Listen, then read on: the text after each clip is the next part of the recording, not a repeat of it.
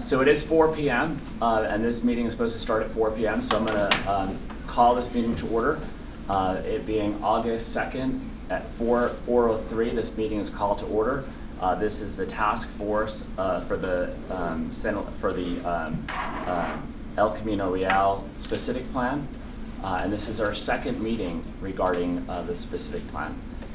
And so, do we want to take attendance or anything like that? Just to note who's here. Yeah, we can start with roll call. All right, let's do that. Deputy Mayor Mosca. Present. Planning Commissioner Sherrod. Present. Mobility Traffic Safety Commissioner Michael Von Dugan. Present. Carlton's Company Chris Hawkins. Here. TRC Retail Byron DeRocco. I'm here. The Encinitas Residence Ron Dodge. Present. George Capiello. Here. Chamber of Commerce member Sherry Yardley. Here. Nonprofit affordable housing developer Nikki Comeda. Absent. All right. Well, we have almost completely a whole complement of everybody here, except for one. So it's good to have everyone here. So we have an agenda. So we're going to start off with 3A, our workshop summary, number 2. So we've had 2 workshops so far, and then we'll start off with a summary of the last workshop that's taken place. Are you going to also summarize some of the pop-ups that have gone on as well? Yeah. So So if you don't know me, I'm Melinda Dacey. I'm the project planner working with Jennifer Gates on the El Camino Real Specific Plan project. I wasn't here at the last task force meeting due to family circumstances, and Jennifer is also not present today due to family emergency issues. So I will be doing the presentation to everybody today. So some of the goals that we're asking task force members to address today is to identify the preferred locations of potential mixed-use development overlay within the corridor, as well as identify preferred street designs. So we're going to dive right into the workshop 2 summary. And the in-person workshop took place on June 20th with an interactive online activity that was available for public input from June 21st to July 15th. We also did 4 pop-up events at several different locations along the corridor, as well as at the Lucadia Farmers Market from the July 10th to 14th. And all of this information was compiled and composed into the Workshop 2 summary report that was forwarded over to all the task force members and is also available on the project webpage on the city's website. So the workshop really focused on 2 different group exercises. We had these 3D models, which we also have here today, where this activity was specifically designed to get the community input regarding development types that they would like to see and the placements on different sites. We wanted to also be able to show the existing topography within the corridors. There are a lot of topographic constraints on a lot of the sites within the corridor, and having that context in a 3D model was beneficial to get the public's input and feedback, as well as having it to scale and demonstrate the existing development on the sites, what their heights are, and their orientation to garner the public feedback.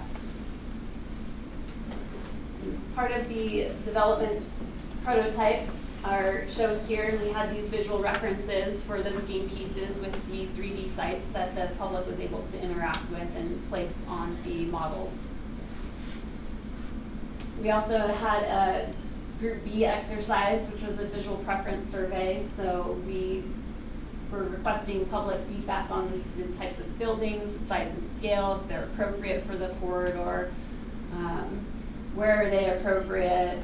Is the type of building not appropriate? Does the public want to see a different building typology more than other type? So a lot of the feedback that we did get went into the summary report. And we also had a mapping exercise. So this is just 2D plan view as the same exercise as Group A, but the public was able to participate by providing sticky notes, placing different images of development types on a map, and writing their handwritten comments on the map so we can understand more what the public wants to see.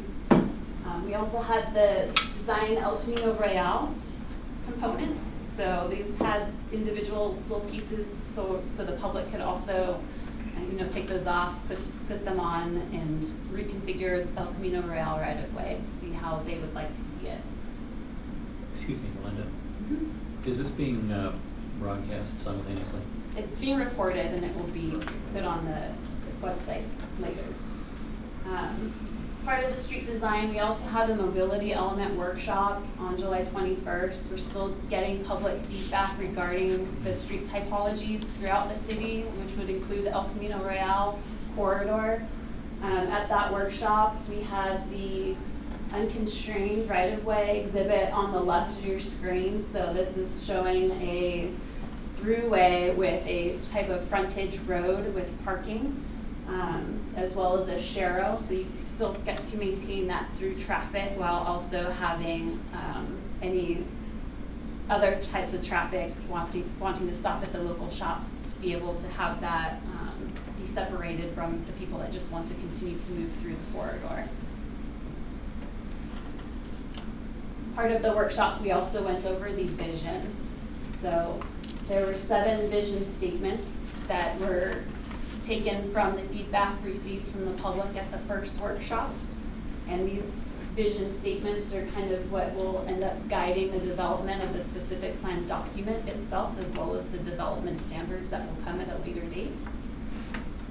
Some of these standards, statements, we got some differentiating input from the public. Specifically, this is the combined responses.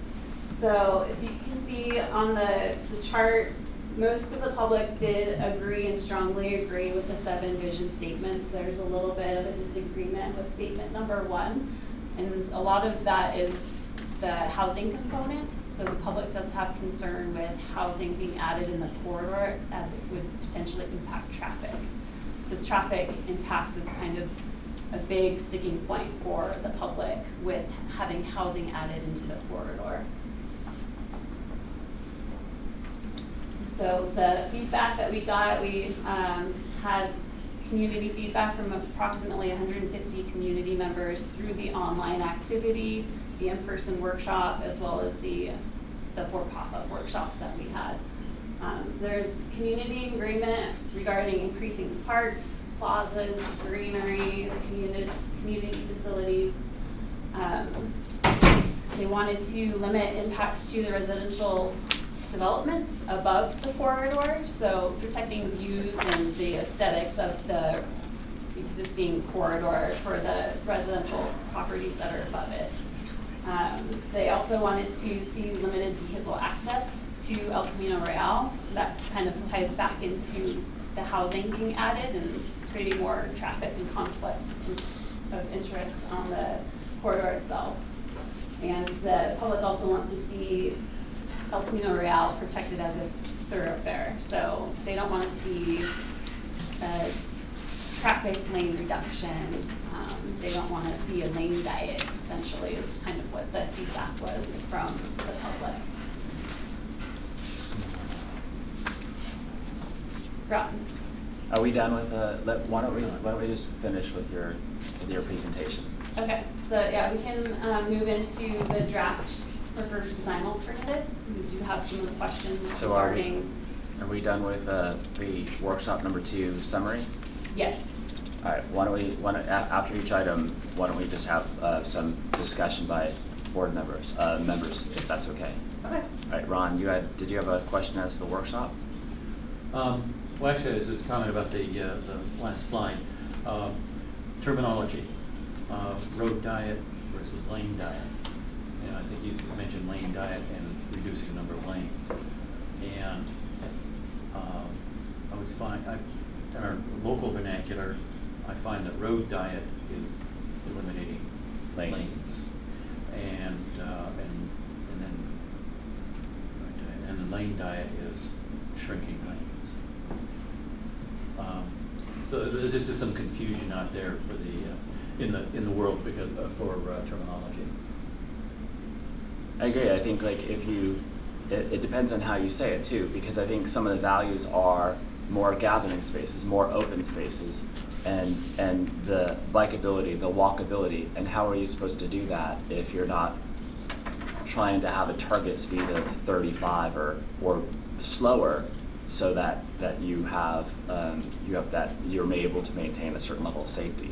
And so I think all of those calming measures are important, but if asked separately, I wonder how people feel about it separately without the actual value of more open space and gathering space. I went Googling road diet, and I really couldn't find much of a response. Lane diet, you get road narrowing or lane narrowing. Yeah. It's just maybe it's not the convention we think it is. All right. Everybody, do you guys understand some of the summary, the feedback that we've received from the workshop? Any thoughts on the workshop? I guess my question is, are we done with workshop 2 in the sense that I know we have a plan to get to a certain kind of finish line, but there's 150 members, I read the emails, I don't know how much outreach there needs to be in addition to make sure that there's more buy-in from the community on some of these ideas. I talked to a lot, they might be aware, most of them are not. So it's like, you give them the chance to show up, I get that, but I just wonder whether or not this is a sufficient amount of data. Whether it'd be the same.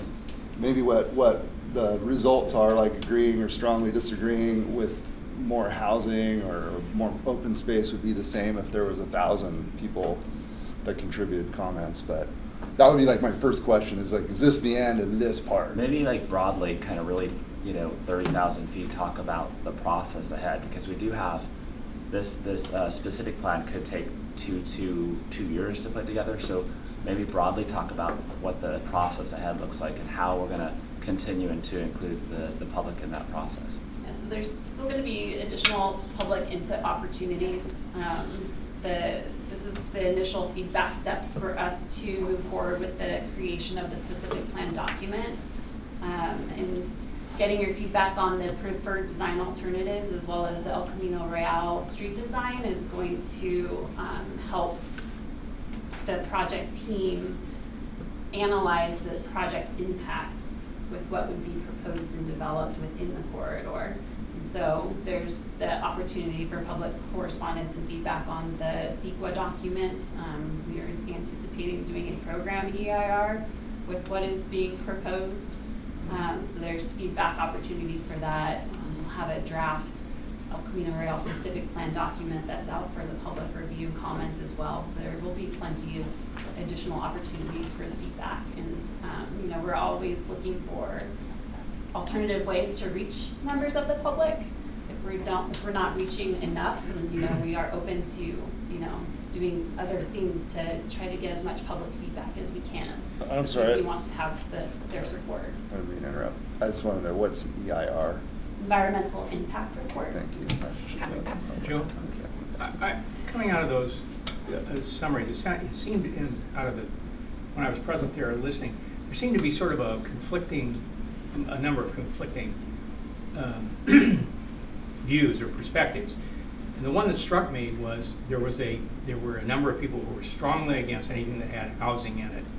They were balanced in part by people saying, well, we really want to avoid traffic congestion. We're really worried about houses causing traffic congestion.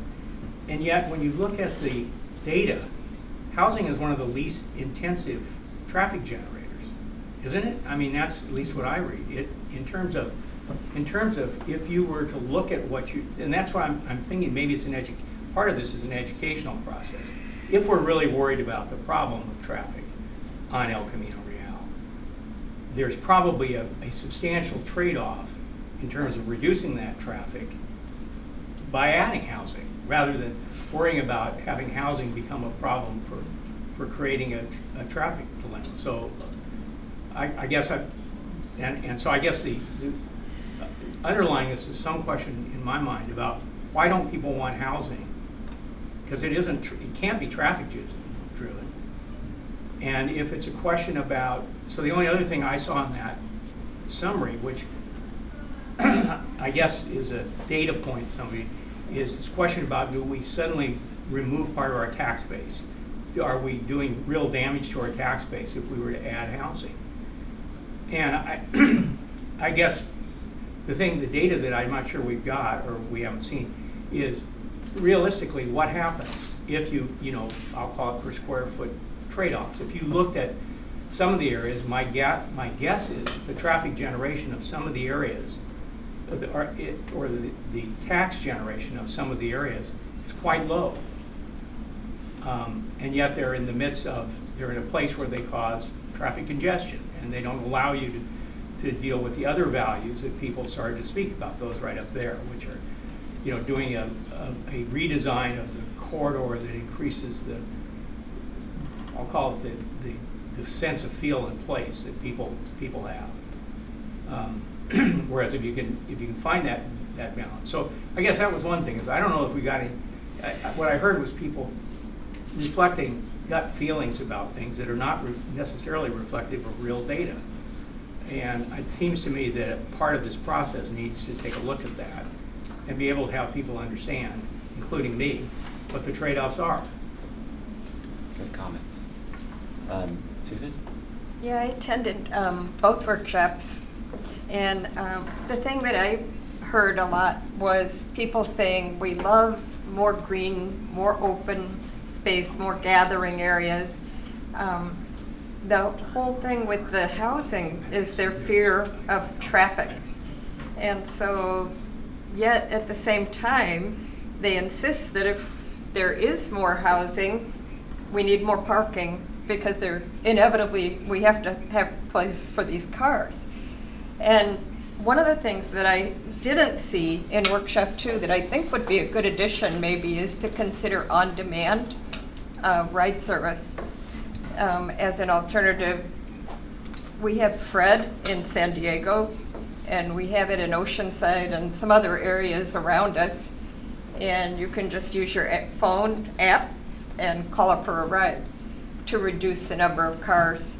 And I also think workshop 1 was a great workshop. First of all, it was really a really great opening. In my opinion, it went over everything very thoroughly. And I think it was well received by the public. And workshop 2, even as an architect, the test site group exercises, they were a little bit awkward to do. And especially with a group of people, I'm used to being a project leader. And so when people are saying things and they're really not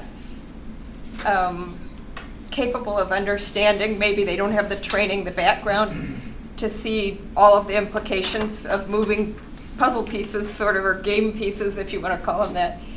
So I think a 3D digital model that has embedded data, something like a BIM, building information model type thing, it would be better so that if I remove a commercial space, I immediately see the update of the economics. If I plug in a housing element, I immediately see the plug-in of the traffic or whatever. And that way they don't have to be an expert in their field. If we're using BIM, the BIM does it for them, in my comment. Yeah, I mean, all these comments are really good, Susan, and Susan's comments are very nice. I mean, in terms of just like, I mean, if you ask people up in the air and in a vacuum, you may get one response, but then if you say, okay, I want more gathering space, more open space, and the city can, this is obviously going to guide investment for the city, but to a large extent, El Camino Real is owned by private property owners, and so as they, and here's the economic development portion of it, as they're looking to refresh and to redesign in the future, how can we basically, ensure that it's still economically, the economic vitality is still there, but that they're also refreshing in a way that's consistent with our vision. and not necessarily the 1980s county's vision of like just the, you know, strip malls, but something that meets our vision of open space, you know, the trees along El Camino Real and more kind of gathering spaces. I think that's important to have that vision, so when it is being refreshed, that folks that own those properties have our vision of this is what we want, this is what we desire. Yeah. And I think in response to that, I think also even the trees, you know, adding trees, how is that filtering the pollution or the, you know, different aspects, you know, of what happens with plugging in this and taking away that, you know. Right. One other solution that I thought of that wasn't presented at workshop 2 would be an elevated walkway. You know, an elevated walkway would could be in the right of way, which the city owns. I think I appreciate the outreach to the community for the workshops. I think the input from the workshops needs to be respected, but I will say that basing big decisions on 150 people who participated in workshops or 3 people at a pop-up event at the farmer's market, I don't think that's really valid. And I'm very worried about going down a road with that being, well, we have the community input. So I'm not sold on that. But again, I appreciate the effort to get community input. So somebody had mentioned, you know, there has to be another way of getting some more community input. I think that's very important. For me personally, there's one factor in this whole process that I think the city really needs to make a decision on, and that is what to do with El Camino Real. Right now, it is a throughway to the freeway. It is the way people access the shops and they access the freeways from other communities. We're a city. We have neighbors. There has to be free-flowing ability for people to transit the corridor and get to other areas that they want to. It does not necessarily mean it has to be a 3-lane road or a 4-lane road. You don't have to have high speeds to guarantee access to an area. So the city has to decide, do they want, like right now, El Camino Real is a vestige of the last century with traffic planning and everything. This is my opinion. And you can't shoehorn or even talk, in my opinion, you can't talk about redeveloping anything or adding more housing, more traffic until that number one question is really resolved. I would prefer that the residents around New Encinitas who live nearby the El Camino, you know, this corridor, be able to, I would like to be able to go to Home Depot or Target without firing up my fossil fuel burning multi-thousand pound behemoth to get there safely. I think one of the big reasons why people have big vehicles is they feel safer in them. Why do they feel safer in them? Because it's better protection. Protection from what? A crash. So crashes are very dangerous, and the faster a vehicle is going, the more danger there is. So I don't understand why there has to be high speeds in this corridor. But the city really has to decide, you know, how they want their traffic to be. I think, and like I said, that's number one issue for me is that has to be decided upon at first. And whether it's tunneling under for traffic coming from Carlsbad to get down to Manchester I-5 interchange, you know, underneath the tunnel so they don't have to go driveways, whether it's blocking off all the driveways and changing access to the shopping centers, I think all that has to be really looked at and studied before we start throwing buildings around here and there. You have to change the street, and whichever way it goes will impact what kind of development is around there. I would like to go on a golf cart, have a little golf cart at my house so I can putt down to Home Depot, rather than using like I said, a internal combustion engine and everything. But you can't do it unless they have streets with slow speeds. It's not legal. So I think that's the number one thing, and that's everything else is great, but it takes up a lot of time. And in my mind, until that is really, really considered and discussed and decided upon, I feel I don't have anything to add to the process. Byron? Yeah, thanks, Joe. So I think those are good points, but there's multiple perspectives. And from the perspective of property owners who operate shopping centers, particularly shopping centers with large ground leases or big box stores or Home Depots. Home Depot is not going to want to see at all any kind of restriction of traffic flow or the number of cars that would be able to get customers into their store. They're paying a ton of money for their leases. Landlords are collecting a lot of money for those leases. So anything that's contemplated on El Camino Real has to take into the perspective of, one, the tenants in the centers and the property owners as to what their concerns are about restricting the ability of people to get into those centers. So that's just another perspective I want to share. And I would ditto that. Yeah, but you don't have to, you can say, well, there is no restriction, you just can't go 40 miles an hour. Well, no, I understand that, but for instance, let's say if you're looking at, I saw some street designs with frontage roads and then a median and then the main. So if I want to go to Home Depot, I've got to know how to get to that frontage road and then get into the center. If you're making it more difficult for me to get into the center, that's when tenants and property owners start having heartburn. Because I'm not sure where the frontage road, I mean, that. Yeah, no. Does I'm not anybody saying even, it's does even a anybody bad even keen on idea. a frontage road here? I'm not, Yeah, it was one of the All slides. right, yeah, I saw it there, but I don't know, like, Yeah. I don't know if it's there for So- analysis or what, but I don't know that we're gonna be developing but frontage just, roads. no, I understand. So just to add on to Costs what, money. real quick, his comments about traffic, because so it's generally recognized among transportation engineers and land planners that commercial development generates about 1.5 more times traffic volume than residential development. So the idea that if we're going to introduce housing to the corridor means more traffic, that's not necessarily true. It's more people, maybe. But when you're taking, and in the context of what Melinda said about a programmatic EIR for the specific plan, the way that the city will have to look at traffic in the context of the EIR won't be about average daily trips or even the functionality of intersections anymore. The state now says you have to measure vehicle miles traveled. So there's a whole new metric that is going to be looked at.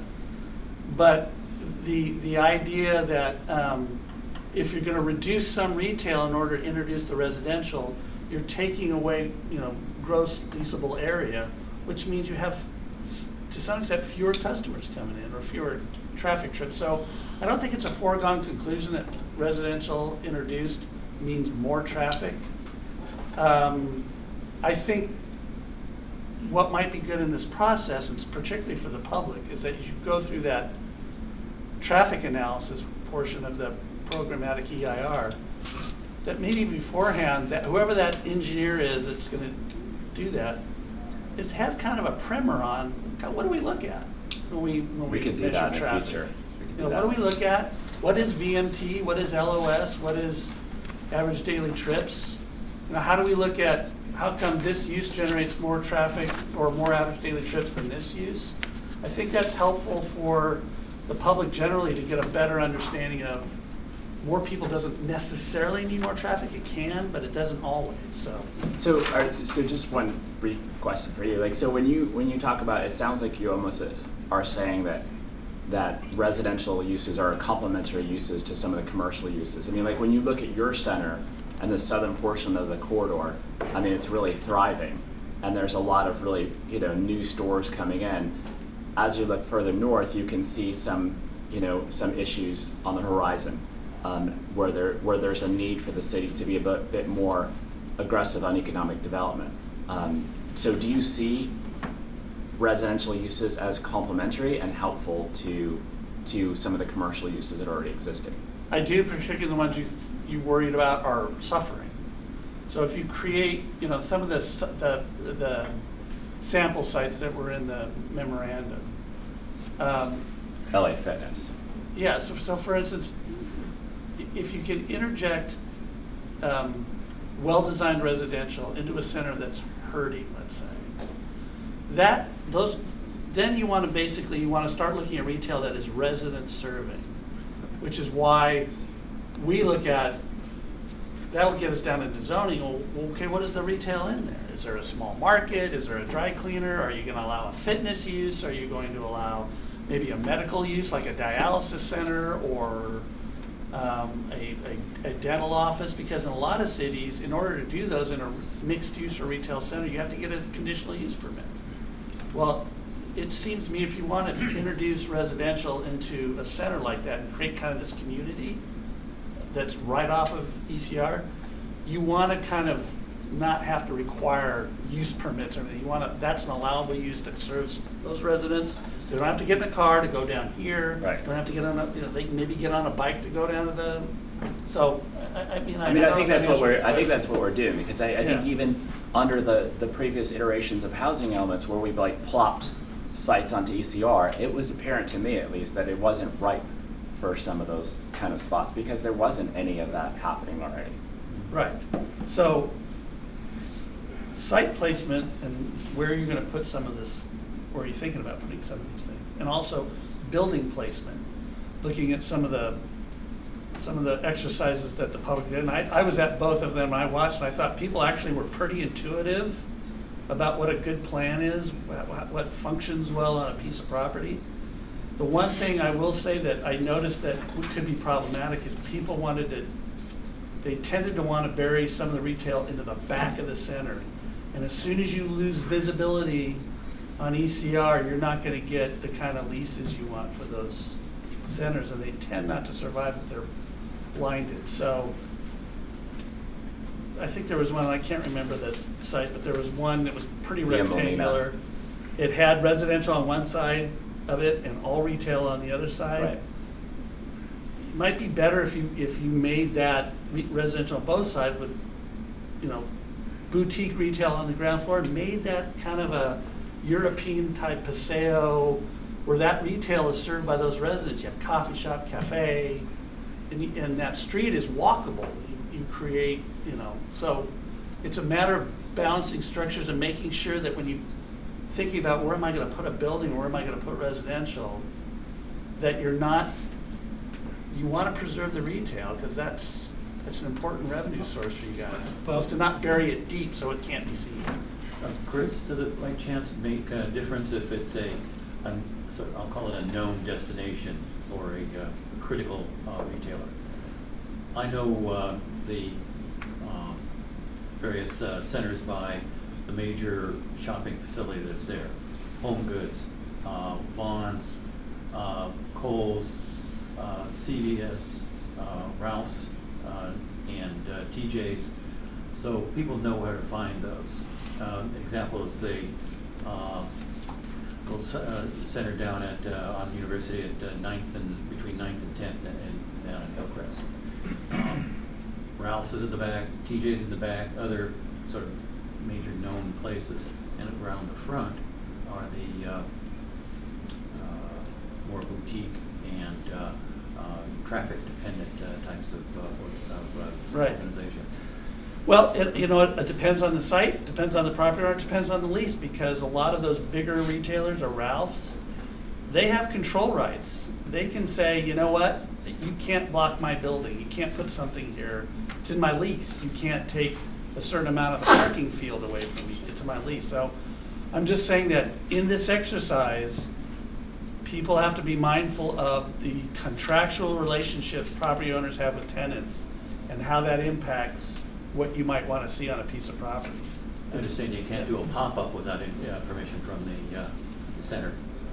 Right, or if I have a Vons and I have maybe a little boutique grocer or even a produce stand, they may go, nope, don't want that, because I want people buying lettuce at the Ralph's, not from this guy.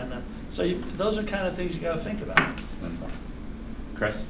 Yeah, There seems to be, and I've seen this expressed elsewhere, but it's clearly expressed here, a desire to encourage the smaller, the things that feel more like a small-scale community environment. One of the advantages of thinking about creating the overlay in some way that encourages a mixed development, you aren't going to have to load up the site with big retail uses in order to justify having the smaller uses, because they'll get supported. And one of the problems right now is you've got a bunch of sites that are tweeners. They've got just sort of the wrong size, big user. They're not really big users, so they don't attract the regionals. They are smaller. And if you can move to create an environment in which the smaller users, they're destination places for people to have sort of community versus just a destination place to shop.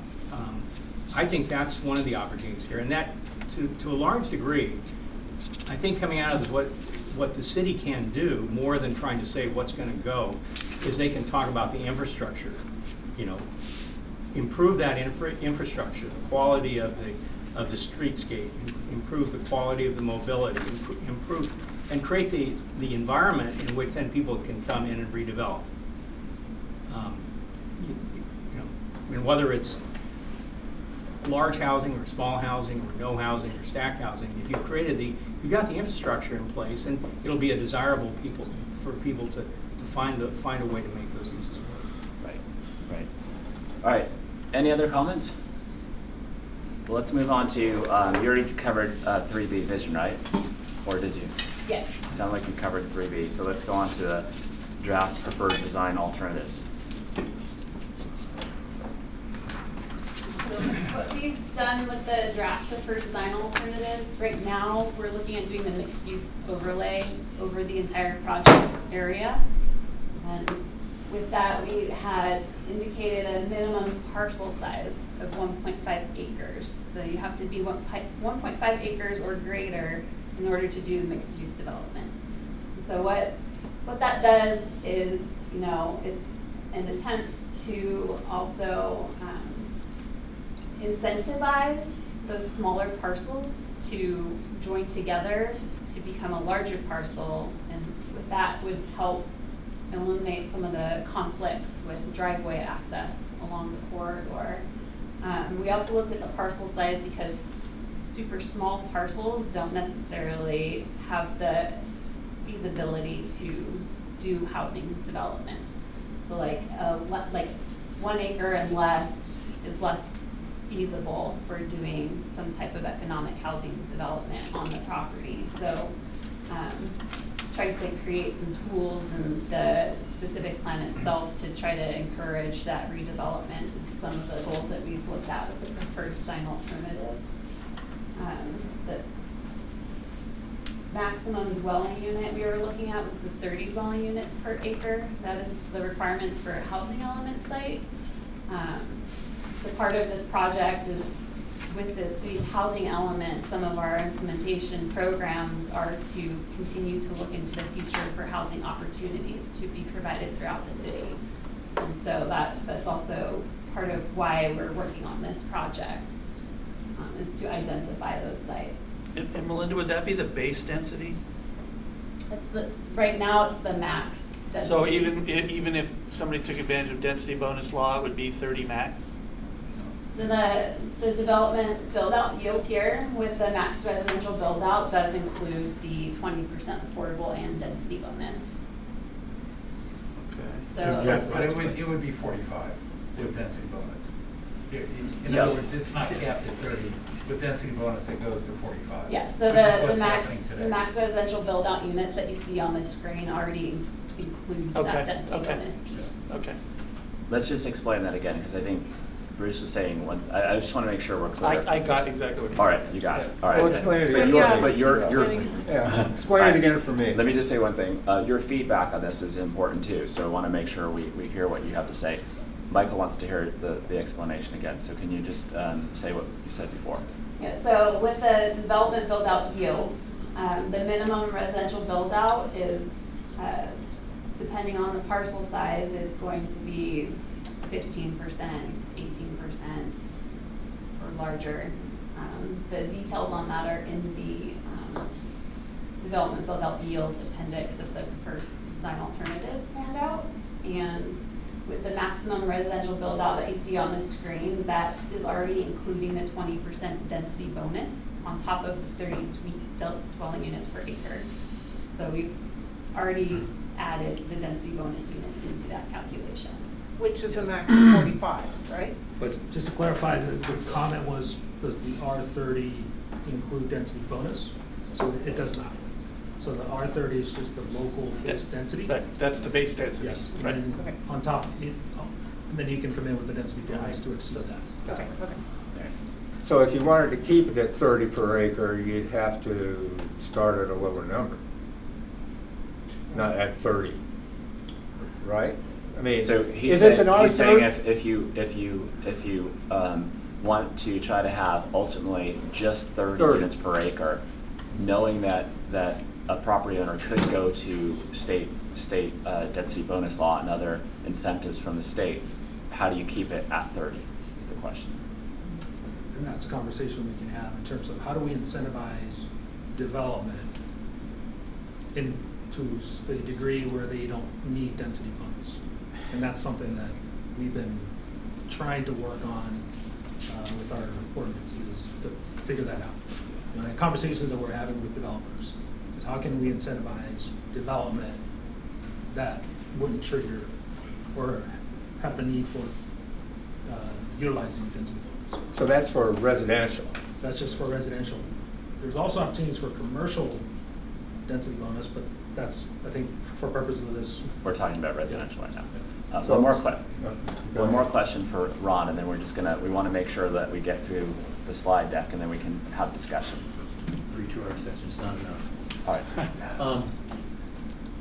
The way we're talking about this R30 stuff, it sounds like we're talking about a housing element site and such. And much to my surprise, on slide 7 of the first task force meeting, at the 18-minute, 35-second mark, I found out we're talking about a housing element. That it's actually written into the Cycle 5 plan and carries into the Cycle 6 plan.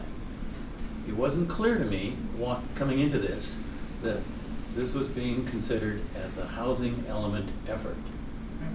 And you can tell me no if it's not true. As long as we're on the rant.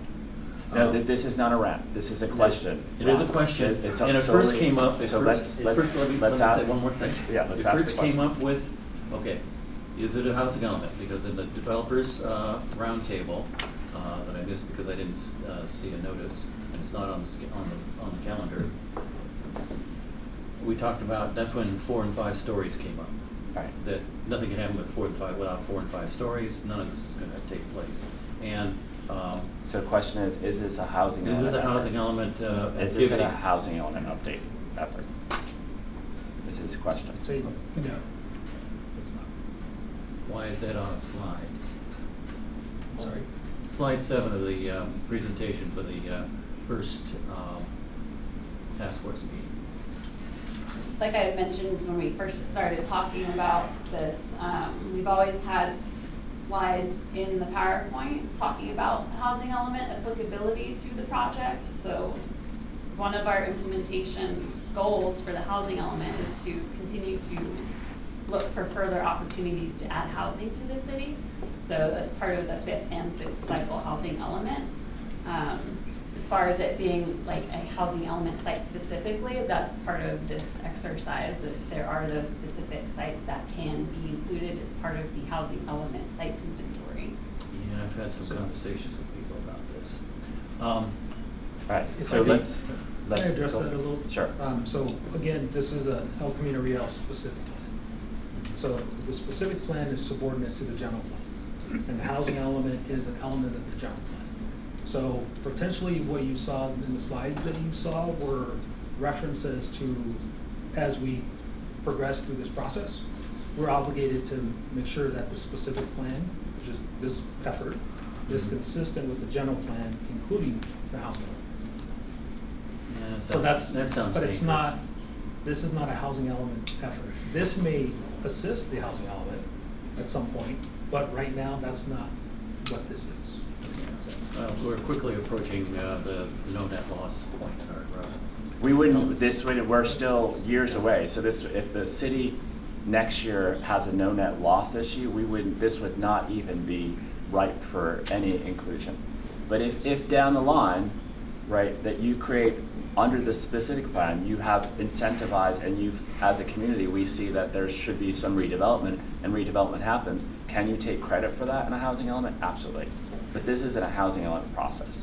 And to address your comment about the no net laws, the council authorized staff to move forward with our request for proposal to address the no net loss issue. And this So is that not was- part of that. And this is not part of that. Yeah. So, Susan, you had your hand up.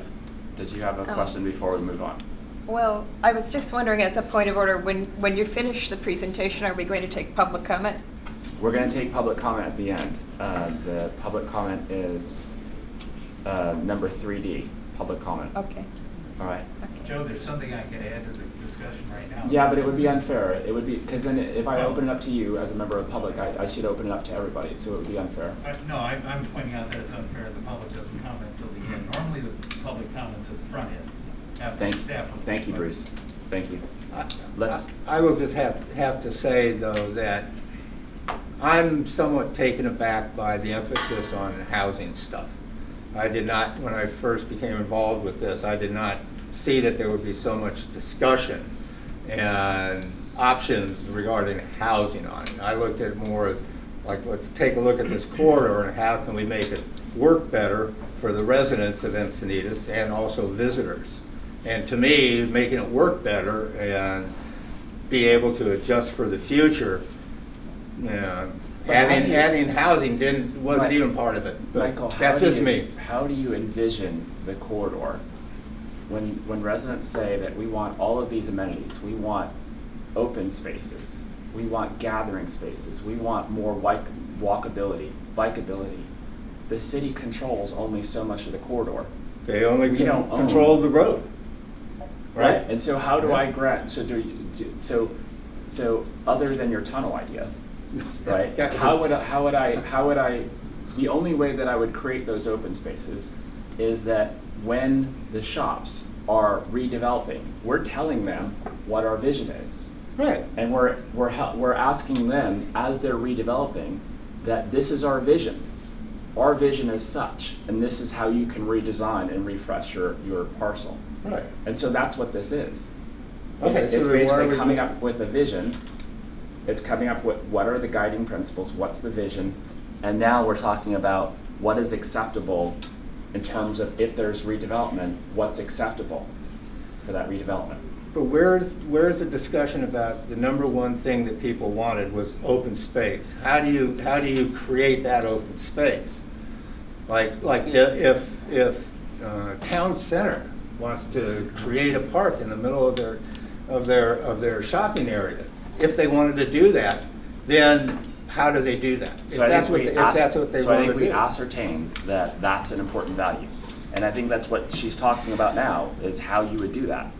You would basically, as these are being refreshed and redesigned, that's what we're now talking about, is how would you include that open space within that? Can I just offer a perspective? Sure. If I come forward with a redevelopment plan for my center, and the community's input is, we want you to redevelop your center and put a park in it, but you're allowed no housing, I won't even come near it. I won't touch it, because you're telling me to take a big chunk of my property, which is valuable, and turn it into a park which generates no income for me. And I understand that that's, and then if I want to make up for that income by integrating residential into my shopping center, and you say no residential, I'm not going to redevelop the center. I'm just not. Doesn't make any sense to me. Joe, can I ask you a question? Sure. It seemed to me that the reason that housing is brought up, it's the one use that's not, we've sort of got everything else in the mix. And if housing's not going to be in the mix, we should decide that. But the reason to spend time thinking about it is the one thing we don't have in the use. And so talking about where it might work or not work as another use that you can use to help plan that site, that's why it's getting attention as much as anything else. there's two huge dynamics at play that are driving whether or not residential should be part of commercial corridors, and cities throughout California are having this debate right now. One is you have a state that's bringing the hammer down on communities that say you're not building enough housing or you're not planning for enough housing. And if you don't get on the stick, we're going to come in and either fine you incredibly or take your land use authority away. Two, so there's the state saying you don't have enough housing. Two, on the retail side, what we're experiencing is most centers are over retail. People aren't, there's too much gross leasable area. And so they're looking at centers to, how do I shrink it? How do I make my center more efficient, not have just gobs of retail space that I can't lease up? Or it's just not generating enough sales for the tenant and they don't last. Those are the two big dynamics here. Shrinking retail base, a state that says you have to build or plan for at least more housing. And that's why communities and property owners are looking at how do we create these little communities where you can integrate some residential that takes some of that excess retail out of the mix, so you create, a synergy that works. So this is the economic development argument. Mm-hmm. This is a brilliant economic development argument because it's, I don't have the data, but it appears to me that it's over retailed. That ECR's way over retail. Yeah, you can see that. So this is the economic development argument. So let's just get through her slide deck and then we'll come back to this discussion. So what we wanted to get some feedback on from the task force and the public that are here today is, is the 1.5 acres the correct limit to apply the mixed use overlay?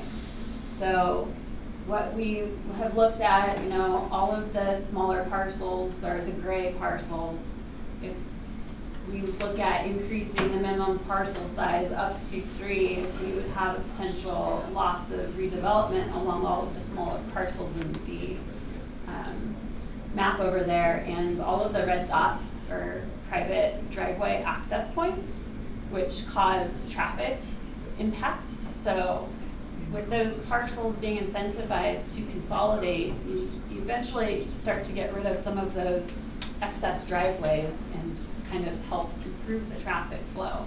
So we wanted to get some feedback on, is that the right approach to be looking at doing parcel consolidation? Is that an incentive for these private property owners to kind of join forces and redevelop their properties and help limit some of the traffic impacts that are being experienced on the corridor? You're missing two driveways on El Camino for Home Depot.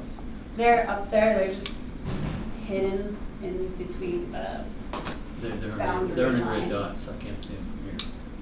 This isn't it. There's one red dot, there are 3 driveways. There's the second one, but it's hiding. So you have the driveway access here and here. And then there is a light intersection here, so that driveway access isn't showing because we're just showing the driveway access points itself without the intersection. Does that happen elsewhere on that chart? Because Yeah, I have another exhibit showing the intersections. I believe there are about five driveways like that that are signalized that look like intersections. Mm-hmm. So there's probably more dots then. Yeah, so you can see the newer redeveloped area, there's a lot less of that traffic interaction with the corridor, and that's where you start to get the free flow of the traffic moving along the corridor. And a lot of these older, smaller parcel centers, you end up getting a lot of that slowing down in traffic throughout the corridor. And so the question is 1.5 acres the appropriate size limit for a minimum for adding housing to a parcel? So, Melinda, if I could jump in there, it can, 1.5 acres you can do quite a bit with. So even though I'm representing TRC, which owns Encinitas Village and Camino Plaza, I live in Costa Mesa. I'm a planning commissioner in Costa Mesa. We have a place called the Sobeca District, which is a collection of a lot of little parcels that are like 1.5 acres, in which there's two what we've created, or what we've permitted are called anti-malls, which are very small boutique restaurants, artisan shops, cheese shops, and it's a very funky design, very pedestrian oriented. The parking can be a challenge sometimes. But we have another project that we approved about a year ago. It's called The Plant. It's on, I think, about 1.5 acres. But it's an interior kind of courtyard with ferns and gardens that you walk into. Has some little small retail around the perimeter of the courtyard. And then on top are 48 apartments on an acre and a half. So that's about maybe a little more than 30 to the acre. But it isn't built yet, unfortunately. But the plans, and I can actually send all the task force member. Maybe you can what it looks like. But 1.5 acres, you can do some really interesting creative stuff that's destination oriented. It's placemaking. And if it's kind of on that corridor like that, you can. It's something where if you emphasize bicycle parking, safe streets where bicycles traverse to get to these things, you can create some really nice, interesting little nooks and crannies in those gray boxes, and it almost creates kind of a little district. You can name it, you can brand it, whatever it is, and so I think 1.5 acres is that the limit? I don't know if that's the upper number. That 2 would be the minimum. That would be the minimum. Okay. Yeah. So anything less than 1.5 would be incentivized. Yeah, to I think that's a good consolidate. number. I think that's probably about right. I'm going to go and check my files when I get back up for some of these little funky mixed-use developments or straight just commercial retail developments that are very popular. The property owner does super well with them from a lease perspective, and it works. So What was the name of the district? it's called the Sobeca District. There's two Sobeca? SOBECA, and it stands for something, and I don't remember what it is. What's that Becca thing? It's got 2 anti-malls. One's called the Camp, one's called the Lab. You can look those up online. And then I'll send some files around to you guys that you can look at. But That'd be great. yeah. Susan? Well, I think as long as the specific plan has some really specific design guidelines, then these smaller parcels are actually very desirable because it makes it more affordable for a local developer instead of someone from out of the area coming in that's got deeper pockets. And I think a lot of people in this community have a preference actually for smaller scale development. It also would allow it to happen more incrementally rather than all of a sudden 300 units,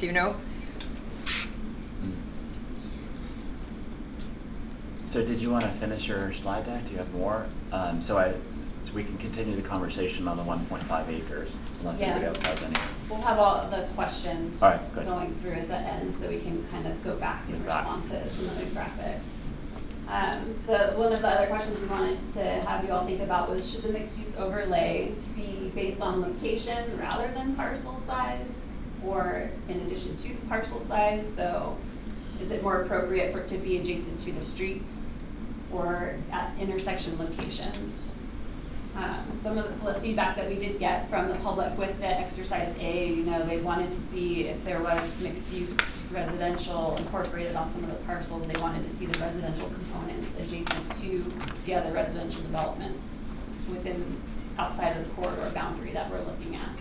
So the graphic here is showing the residential neighborhoods that kind of surround the corridor, as well as the existing open space areas. And just the kind of visual density of those communities that surround the project area. And then the hatches are trying to show the way the topography kind of works within the corridor.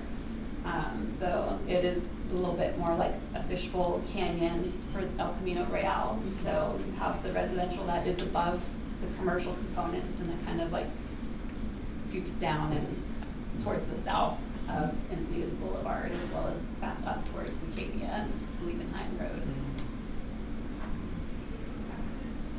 just think about that one, and these are, you know, the questions that we're asking for y'all for your feedback on for the preferred design alternatives is to look at the where. Should the mixed use overlay be placed? It's within the entire project boundary, adjacent to intersections and streets only. And if there are any other placements that we haven't thought about for consideration. All right. Susan? I think it's probably unwise to pinpoint locations. I think that you'd get some kickback on that from saying, why wasn't my site, you know, included? Or you might get residents saying, why was it included? You know, I think you'd get a lot easier sense of community participation if it's more inclusive and over the entire thing based on 1.5 acres, okay. And then as things develop though, as long as they follow very specific design guidelines. For example, certain number of units provides a community garden plot, a certain number of units provides a splash pad or other child recreation. You know, I mean, we want to know about those amenities because that is what sells the community. The community is not interested really in all this housing. We already live here. We already have someplace to live. But we are interested in amenities probably. And so what is going to happen when this development is built?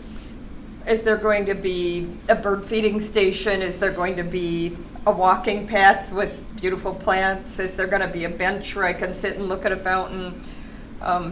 People are going to be interested in that kind of thing. What is it, a 55 plus a community? You had some statistics in your first workshop information about the aging population and how many people are going to be seniors increasing. And so I think that is there going to be a therapeutic pool within this development? You know, if you get up to over 200 dwelling units, you have to provide more amenities or something. You know, but those design guidelines are going to answer every one of those questions, in my opinion. Those are some really good comments. I agree with you totally. I think if you're going to make it a mixed-use corridor, make it a mixed-use corridor. If you start picking and choosing parcels, then you're really spot zoning, which can be a mess.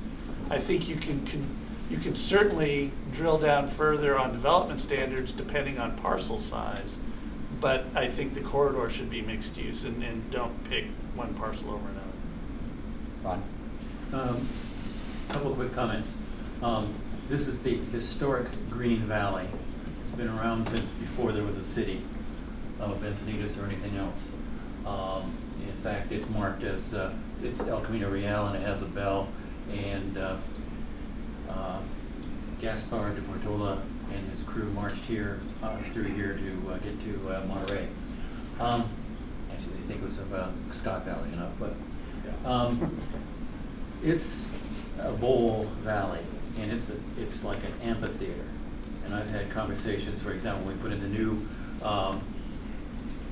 post office, I had to go over and talk to them about running their carts off of their graded or ramps, because they just rattle through the whole valley, and lights from facilities light up the entire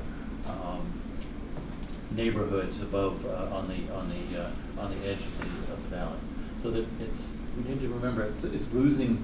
A lot of people don't see the shape, but we've been here long enough to have seen the valley and the effect of that. Those acoustics are important. Yeah, that's good points. Piggyback on what she just said, I agree with a lot of those comments, but is there some legal issue in doing one or the other? Meaning, I thought from the original introduction video or workshop, and I didn't attend the first workshop, that this was to see if there was going to be parcels that we should identify for future use to maybe be mixed use, but not an entire overlay.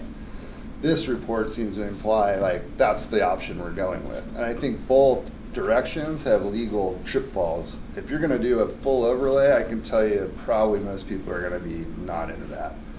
I don't know how you're gonna get my neighbors to agree to that, and I think ultimately they'd have to vote for it. So are we just setting up to go through all this process and deliver something ultimately that my neighbors and our community have to vote on, and they're not gonna buy in?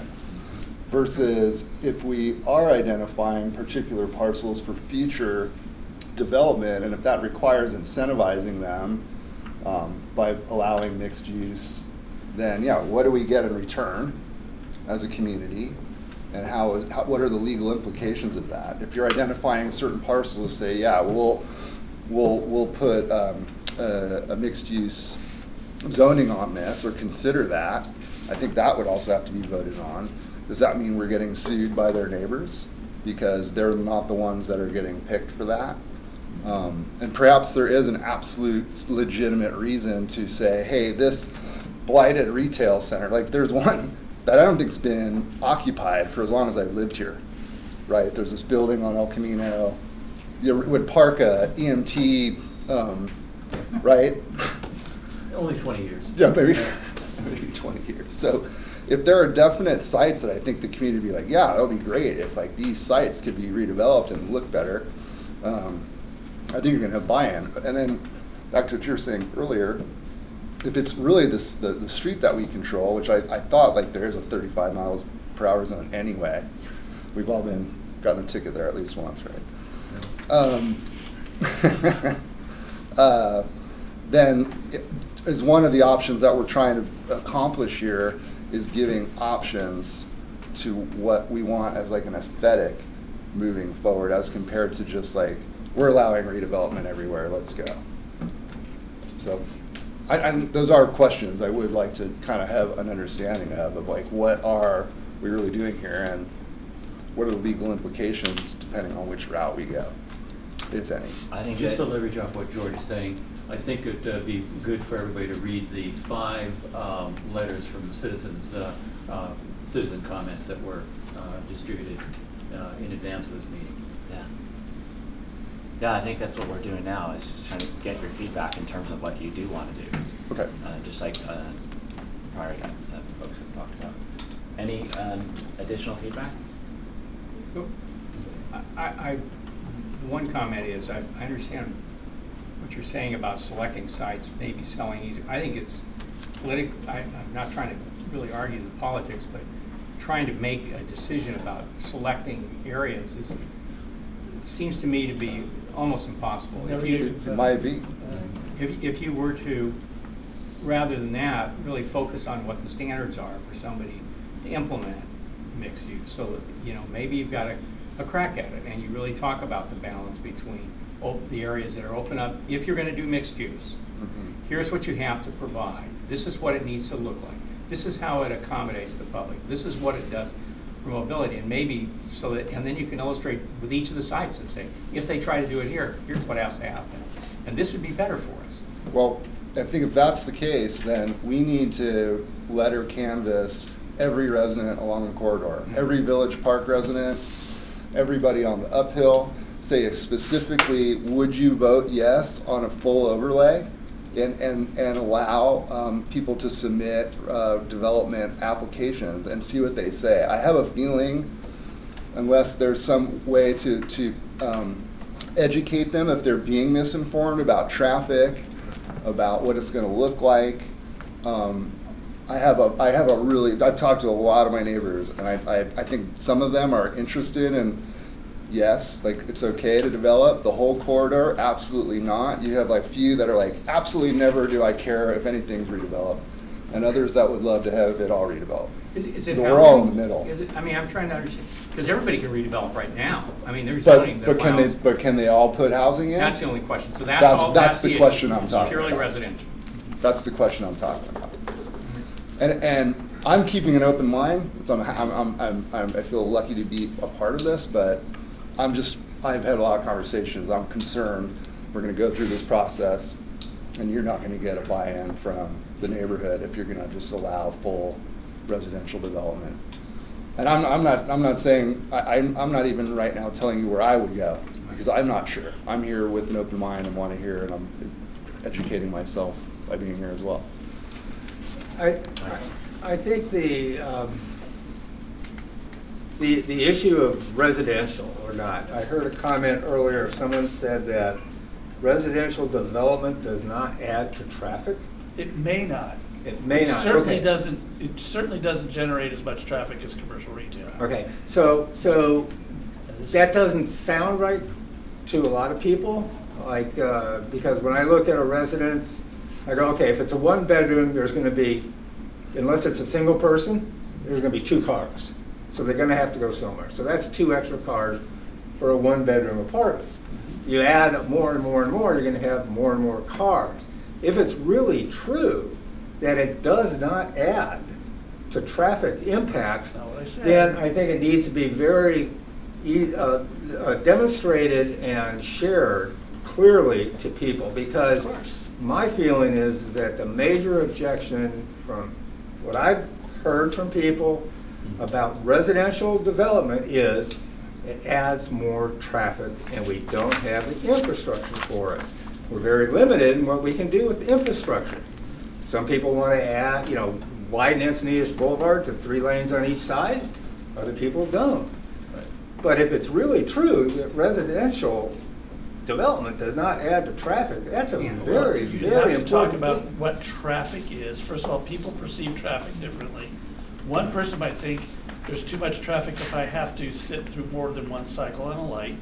Some people might say, I can do that, I can live with that. So, I think adding cars to the road is what most people think traffic is. right. I think you guys are saying 2 different Yeah. things. So you're saying, you're comparing residential use to commercial use, but you're saying that people think that housing is gonna add more traffic. So what he's saying is he's not comparing it to a commercial use. He's just saying additional housing units are gonna add more traffic. Yes, additional housing units are gonna add more traffic, but what he's doing is comparing and contrasting between But if commercial, you take retail residential. away Right, and and you replace add it with a residential, lower it's gonna be traffic less. generating use, it may be a little bit more traffic, it may be a wash. That's why you have to do the analysis, that's why you have to do. But you would think logically that it's going to be more for commercial retail because I want high traffic volume because I want people shopping at my stores. If Starbucks doesn't have traffic, then they're dying. Which may not be a bad thing. Just kidding. Right. This, by the way, this And if sandbag, Starbucks dies, then we have no sales tax. If that commercial corridor dies, Well, so part of this I conversation just wanna is an make sure economic it development is conversation. not right. But the traffic rolls off anyway. It says April But that's what I'm 2002. saying is, Well, it's not anyways. All right. the major concern about people with residential is adding more cars to our already crowded streets. Right. Totally understand. We got that. So Yeah. if that's not Is that just true, an example? then that's an important thing to know. Or the last time? Right. And Yes. using national surveys seems to upset people, as you'll find out in those 5 letters. So I'm sorry, I was sidebarring over here and I didn't mean to do that, but I want to know that the SAMDAG report in here, it says April 2002, and I thought that was a typo, and I thought maybe 2022, she's saying it's not, Melinda is. So I wasn't sure, like is that something that are we getting like new, is that some part of what this process is with the mobility task force as far as getting updated like traffic in the area? It's like, why is this included? I guess what I'm saying, why is a 20-year-old document if this truly is included? Roy, in did here? you want to answer that? We're updating Okay. our element right now. Did you guys But want to? it's not gonna have details like that. I got you.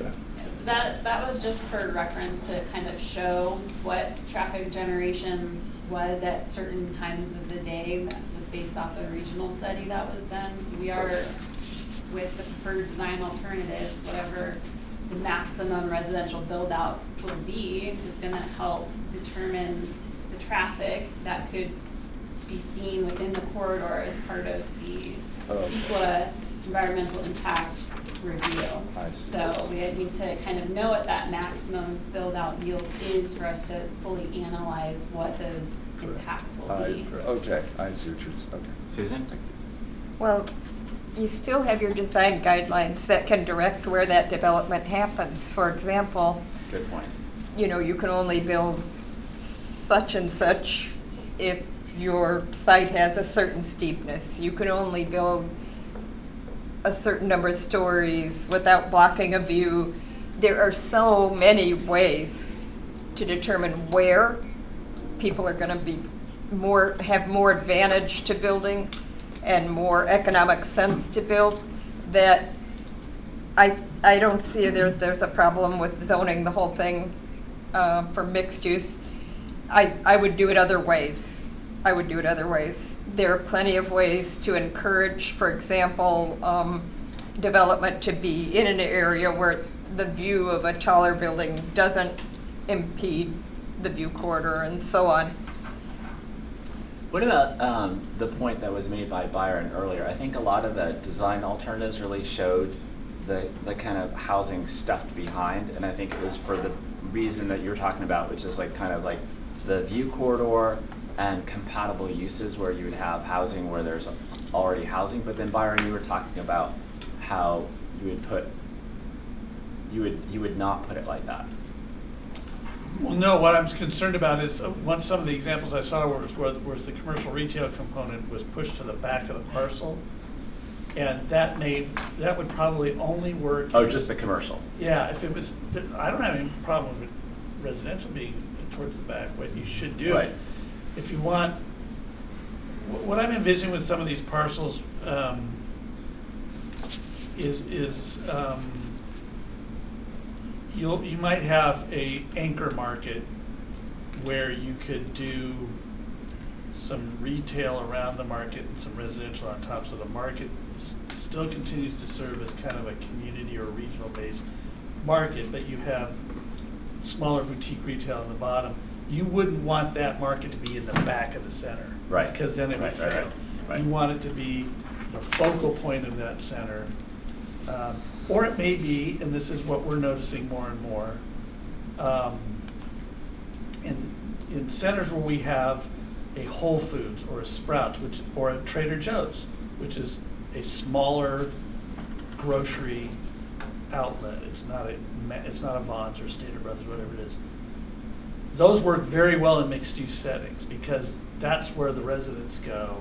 They generate a huge sales number per square foot, and you still get a lot of traffic in off of the main thoroughfares from the surrounding community, because that's a very popular way for people to get groceries now. So I thought you were saying the opposite, so I understand what you're saying now. In terms of the designs that were in the attachment, does anybody have any kind of thoughts on any of the preliminary design alternatives that were presented? Well, it sounds like, I just want to make sure I'm reading this what's going on. I probably haven't, but we're working within a still under a 30-foot max, right? Is that I the think case? that's up in the air. That's what we're discussing now. Well, I thought that was part of what was in one of these, is that we're going to be, I thought you need 3 stories and under 30 feet. I thought that's what, did I read that right? I don't know what, do we know Some of the feedback that we did get from the public was 3 stories, height 30 feet wasn't necessarily talked about, but just changing the amount of stories that can be done would require the Prop A vote of the public too, on top of doing the mixed use overlay. So those more finite details for development standards will come with the draft specific plan document itself.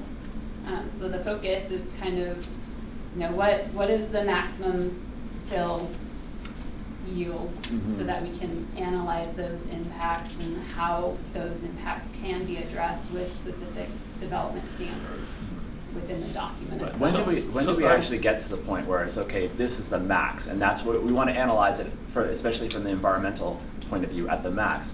But these are, as Susan was saying, we envision all of these amenities that don't currently exist because it was developed as this car-centric place where it's just kind of strip malls. And so we envision, nothing against any of the strip malls there. Yeah, that's fine. But we envision more open space and gathering. How do we know that trade-off?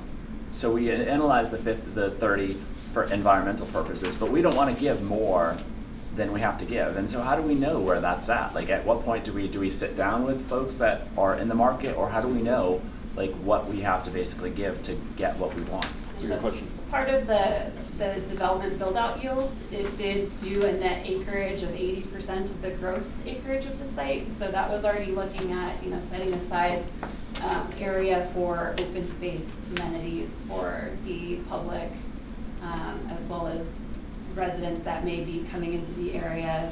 And it also incorporated the percent of parking that needs to be allotted for those types of uses. So there are some standards and square footages that were applied to the development build yield matrix that everybody was provided with, as well as square footage of commercial area. Part of that was in the Appendix C of the document. So there are standard assumptions that were made regarding the minimum densities for the sites, midpoint max density, square footage of parking areas, commercial size, what's appropriate for those parcel sizes based off of the test site analysis that was done. Do you test this analysis by going out to the market to see if they're laughing at you or they think it makes sense? Well, we did have the developer roundtable discussion to kind of find out from the developers, you know, what do they need to see in order to redevelop their properties. The dwelling units that was thrown out at that meeting was 40 to 60 DU. Part of the CEQA analysis, we do want to look at an economic component on if it is actually feasible to do for the corridor. Because we don't want to put forth a specific plan document that isn't feasible, incentivize the redevelopment. So that is all part of the process that we're going through. Ron? In reading those 5 letters, one of the folks commented that they saw a comment in the material that it extracted a 4-story plus support from some comments about a need for view preservation. And I know I made a comment to Jennifer Gates, actually kind of stridently, that we need to put a view preservation clause in the specific plan. There were people at our particular group that were concerned about building something in the LA Fitness site that would block their view from the south of that, and there's a high elevation separation for the folks to the south. And they're worried about having their view of the backcountry blocked.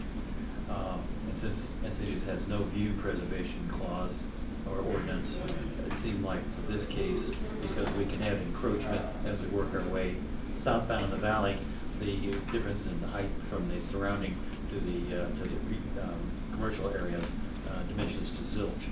So I think extracting support for 4 stories plus from any comment about a view preservation statement is creative. I think I know what Susan's going to say. Go ahead. I design guidelines, again, could include view preservation, could include solar rights so that you're not shaded by a development. So if a commercial building, for example, has solar power on its roof, and then we can't put that residential building that's 3 stories because it would shade their solar panels, you know.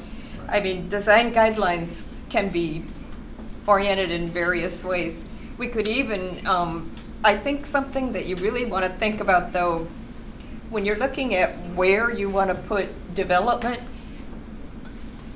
include where you're increasing green space. Right. And the things, 89%, wasn't it 89% in your workshop 2 summary, want more green space. Yes. They want gathering spots. So I think really showing the potential amount of that, we don't know if those private owners are going to develop in a certain way or another, but the potential we do know. And I really think that is what you want to highlight, because that's what the public wants. Exactly. We want more green space, we want more gathering space. The public really isn't wild about more housing, even though they know it's a mandate from the state, and so we have to provide it. But what they really want is something that I think you need to emphasize Yeah. and the potential for it. I agree with that. Great comment. And even if we took into consideration within the design guidelines, we could still have goals and aspirations of ensuring that even if we didn't have, some sort of viewscape kind of ordinance, we could still have that language in there and then address it within the the design guidelines. Well, I'm more worried about guidelines and the rather wimpy notation of a guideline versus ordinance. Right. Guidelines are particularly enforceable, and rely on the good nature of everybody. We're all good people, but Is the west side of El Camino subject to the coastal commission? Yes. It is. So Some of the east side, we too. do have restrictions. No? Isn't there coastal commission restrictions on height already? Yeah. That's why I didn't Yeah. invent 30 feet. I thought that I had read that was what we're it's in our limited to. ordinances, 30 feet. I mean, anything that we would Three do, stories. if it's within the coastal commission, anything that we would do would have to pass Right. coastal commission muster. And so I'm assuming that the staff is also looking at that as well. Yes. So that we're not basically come up with. So if I want to throw in one thing, because I don't know if this height question is going to answer, but if you are going to have a base density of 30 units to the acre and you You can have take to. advantage of density bonus and go up to 45, 30 feet ain't going to work. So we find out. Yeah. That's all. I have a 30 quick feet's not question. gonna Mike. work. Waivers too. You do have waivers. If this That's waivers. discussion is, or this whole project is including residential as part of fulfilling housing element requirements, am I accurate so far? I didn't hear what you said. Say it again. When we look at the residential development along here, we're looking at it in the framework of meeting some of our housing element requirements. Is that correct? No, I mean, we're talking about the specific plan, and we're talking about what is our vision for this corridor? What do we want to see as this corridor obviously needs to be refreshed? And as we're seeing economic development issues on the horizon, and as we're seeing the potential for refresh of this corridor, what is it that we envision this corridor being in the future? What will be beneficial to the people of Encinitas and the folks that use this corridor? And as we're doing that, we're saying, okay, residential is not allowed right now, but it could be a complementary use, and it could actually help the commercial side as well. Mhm. And if we did have residential in the future, if there was some residential component in the future and it actually got developed, you could, in theory, take it into consideration in future housing elements. But right now, it is not about the housing element. We have not allowed for it within the housing element because there's nothing here at this point. And clarify, ultimately, at the end of this task force, our job, I'm sorry, at the end of this, when Rick or whatever this plans and these concepts and things get drawn up, you're asking for this panel to just say, we're okay with this, send it off to the planning commission. Like, we're not really, our power is not to like vote. We're not elected officials in any way. We're just kind of giving our input and hopes Your that feedback. that whatever's Yeah. getting handed off, We're not- it's on to the next. It's not going to be an up and down vote. It's your feedback that's critically important. Okay. Somebody said before, 150 people giving comments is not sufficient to some. I'm not saying it's insufficient, but I'm just saying that so there are levels of public feedback, and right now you're giving a lot of information, and we're asking for your feedback. Okay. But there's going to be multiple opportunities for feedback and multiple opportunities throughout the entire process. So, Michael. I want to finish my questions. Prop 8 has nothing to do with citing any kind of housing along this corridor. Well, it's whatever we do. If we actually, yeah, I mean, if whatever our vision is and whatever we do in terms of upzoning, it would have to go on the ballot pursuant to Prop A. Because some of the development now doesn't. If they Some of develop, the R30 residential projects in the city, Prop 8 doesn't have anything to do with them. I mean, they we don't can't- have. Yes, they do. You know what I'm trying to say? It's like, If it's already zoned for residential, Yeah. then there is We no don't have any additional. R30 in the city, except that what's in the housing element. Correct. And there's one on El Camino, right?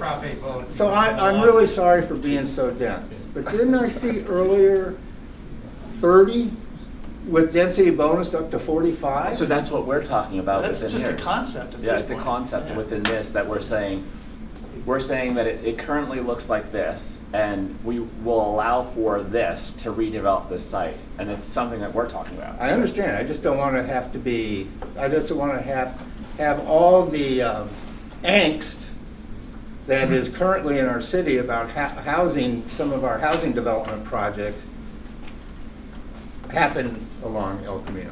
So, but Too late for that. if we do, It's what? It's too late. Too late? It's already in. The angst for that is already in by putting those slides in that deck. so if we envision the corridor in a way that leads to the redevelopment and leads to higher density and more housing, then yes, it's a Prop A vote. It has to be a Prop A vote, yes. Susan? Well, my comment would be that I would go with like a multi-use 1, multi-use 2, multi-use 3, rather than a multi-use 1 over the entire corridor. I think that proximity to a grocery store might be a criteria for Right. whether it falls into MU 1, 2, or 3. You know what I'm saying? So that I don't think very much of the corridor should be at a R30 level of development at all. But I think that maybe if it's right by Ralph's or right by Bonds, or, you know, maybe that criteria means a higher level of units per acre. I think what it's next to, you know, you also have, you know, the big box stores at the north end. Maybe there are 3 areas along that corridor that could sustain a higher dwelling unit per acre than others. But I would split it up. I wouldn't go with one zone for the whole thing. That's an exceptional idea. Whittier just did that. They're updating their general plan. They had a specific plan actually on Whittier Boulevard that they ditched because nobody used it. And what they've done with a lot of the big major shopping centers, of which we're one, they upzoned them to mixed use, but they tiered them, as she pointed out. So depending on where it is, you could have 20 to 30 units per acre. If you went to tier 2 and provided a public benefit, transit stop, open space, public art, you got to go up to a higher density level, and then there's That's a good idea. a tier 3. So the So, but then tiering, is it also based on like, so my assumption is that your parcel is going to be, well, I shouldn't say this because we got the 2 bookends right here. But there's going to be certain parcels on the southern end that I assume are going to yield a greater amount per square footage than the northern end. yeah. So is it going to be that I don't have to incentivize, I have to heavily incentivize the south as opposed to the north? You may, yeah. But all I'm saying is she's absolutely right about tiering based on amenities, where the site is located. If you're located next to a transit center, you may want to allow a higher density because that means they can go down, get on the bus, and they don't have to take the bus. Right. So that's absolutely a great concept that is being implemented in a lot of cities, the kind of tiering of mixed use. Thank you, Susan. Yeah. That's a great suggestion. I think that's a good idea too. It also gets back to what she was saying about like public benefits, always continuing to tie it to public benefits. I mean, subjects to reality and other limitations, obviously, but I think back to the conveying what that open space, that percentage of gross that's going to be able to be used for open space, and if they are paseos or walkways, I think that could be better conveyed, and maybe that is ultimately where you're going.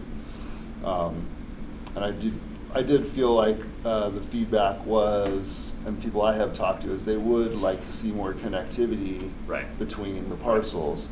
And for me, looking at it from above, that just seems like it's gonna be on the west side. The east side doesn't seem like, just especially because of that little corner there.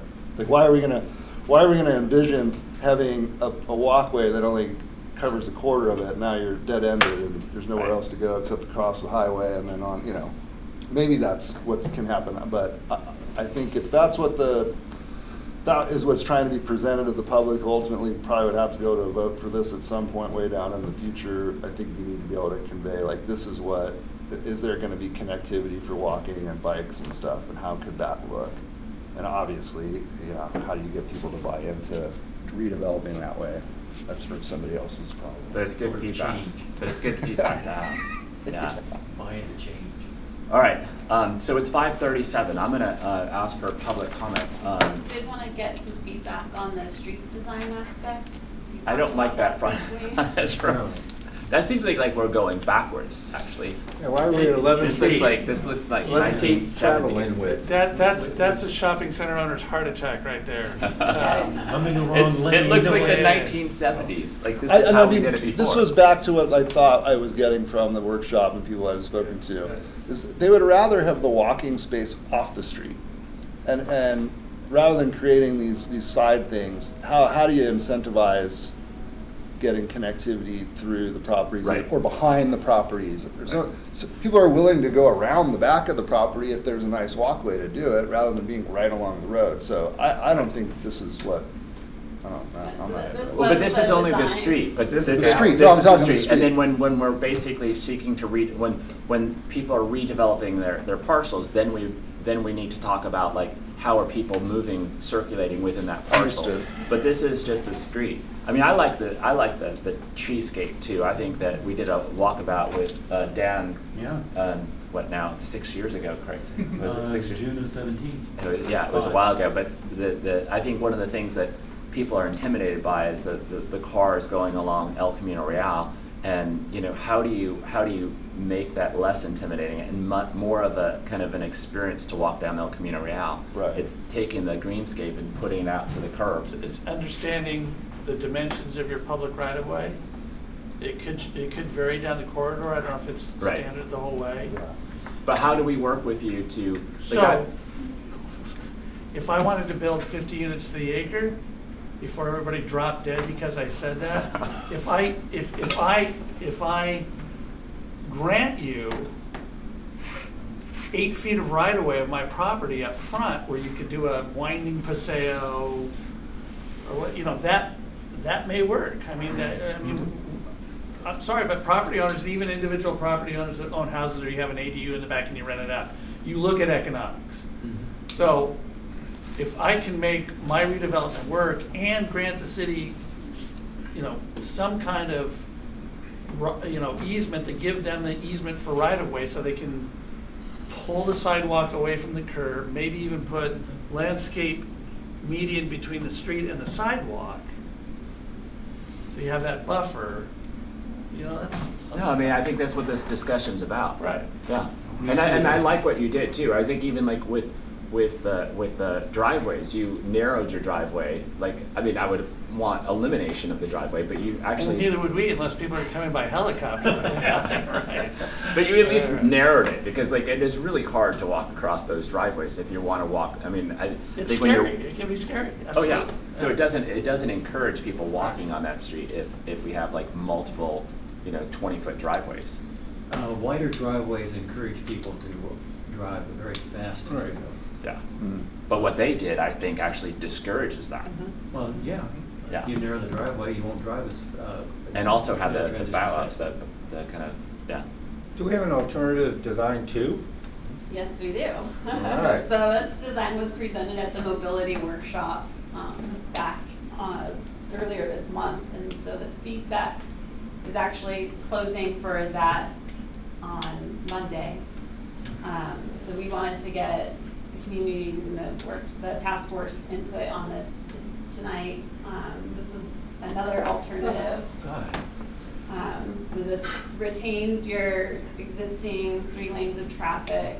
You have your dedicated turn lanes, a separated bike lane, and sidewalk facilities. I can feel Michael's pain, but actually, like, I'm not looking to explode the street and change it. I think this is actually nice. I know, I feel your pain. but go ahead. What happened to 10-foot driving lanes? Right. When we did the restriping in El Camino after the water line and all that, and I spent a fair amount of time with Abe and Ed Wimmer, getting those lanes narrowed down. We finally adopted 10.5 from 1 through 3, 10.5, 10, and 11 vehicles, large vehicles, trucks and buses.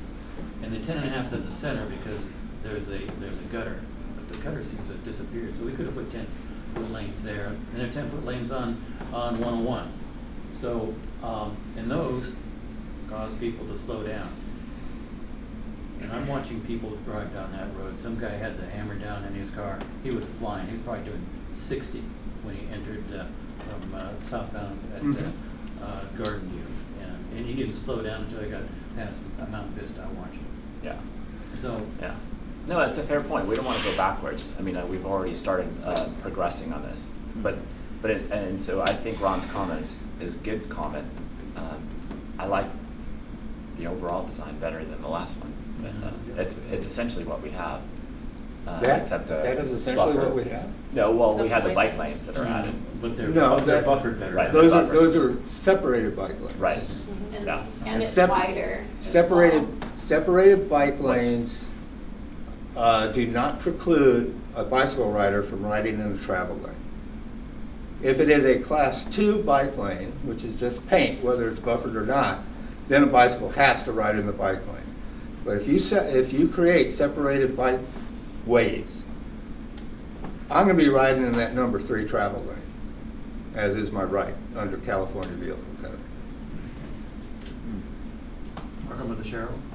Mark them with a Sharrow. We Yeah. don't have to because it's already the law. You'd have to, yeah. We have to mark it with a Sort of circle. stop Yeah. at stop signs. I don't think it's a law that you have to, but it'd be smart So to. you're advocating for no buffered bike lanes.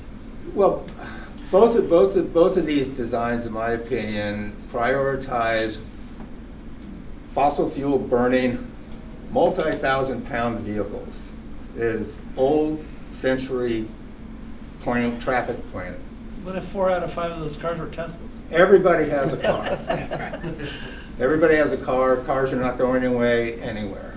So you need to make the roads safer for all users. That is not. So can we get more feedback from Bike Walk Encinitas and other folks that have historically engaged us on our streets throughout the city?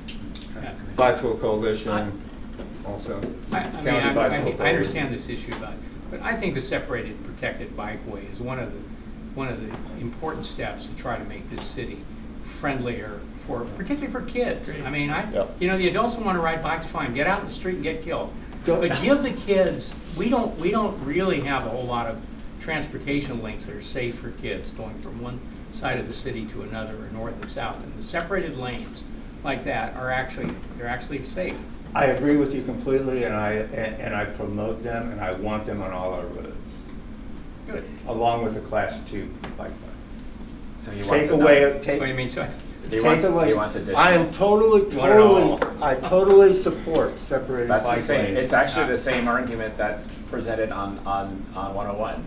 Yep. This is what that he mentioned on Yeah. 101. It's great. It's great to have separated. I think it's important to have. If I was a parent of a child, I'd want them in the separated bike lanes. Let's go to the public. Were you going to say something? I was gonna. Let's go to the public for public comment. 3 minutes for any member of the public that wishes to speak. Do we have speakers cards so we can record who actually said? Oh, it's recording. So if you can say your name, just because we want to record it for the record. Bruce Kessler, and I live right adjacent to Camino. The entire methodology of this task force is wrong. I did my doctoral work in survey analysis. Ask anyone if they want mom and apple pie, you'll get it. And that's what happened with the green space. Instead of having pick your first choice, your second choice, your third choice. This all feeds into, this is all a bait and switch for a housing element and not for improving El Camino Real. I appreciate some very good comments that have been made by everyone here, which encourages me, even though this task force was chosen by a city council who has always ignored the public and done whatever it pleases anyway. And what it pleases is to get builder donations and to have monstrosities like going up under the forced Prop U and the PCH downtown, narrowing, which nobody likes and which serves absolutely no purpose. Thank you, Bruce. Bruce? Yeah, Bruce Ehlers. So first of all, talk about public input. Listen to George. It represents what I'm hearing. I've knocked on, my group and I have knocked on 1,000 doors or more. I have along El Camino Real from the northern end all the way to the southern end of District 4. Joe, your district. I have not run in but 1 or 2 people that even know this group exists, that know about the workshop. I'm talking to people that back onto El Camino. I'm talking to people that are 5 blocks, 10 blocks away. Nobody knows about this. When I ask them the question, what do you think about housing here? Universal, no. Okay, so you got a long way to go to get to a Prop A vote. Believe me.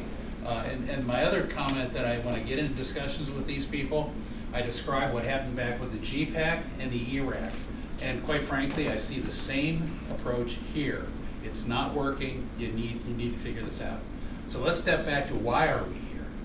What are we doing here? What's the motivation here? Apparently it's not housing, but I think it really is. I think I agree with Bruce there.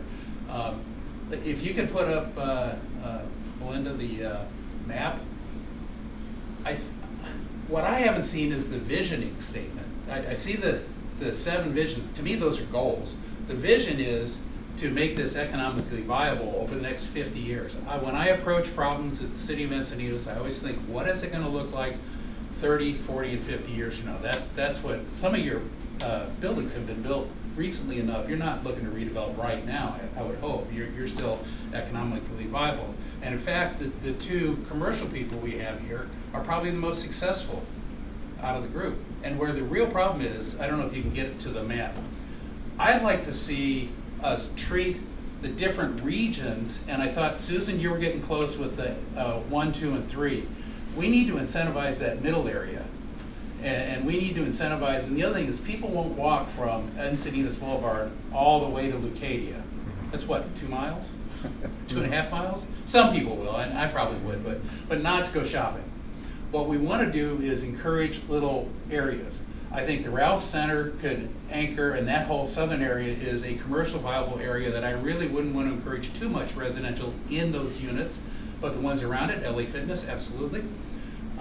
Let's go to the northern end. I think the main part, Stater Brothers and whatnot, of Chris's properties, those probably should stay commercial centers, but you could do in the Walmart in that area, that could go residential. And I could see it becoming much more city center, more residential. In fact, I look at the Garden View, that whole corridor off there, that should be all residential. That would be a much better buffer for that area. It's much more, and those people could then walk to the nearest commercial center.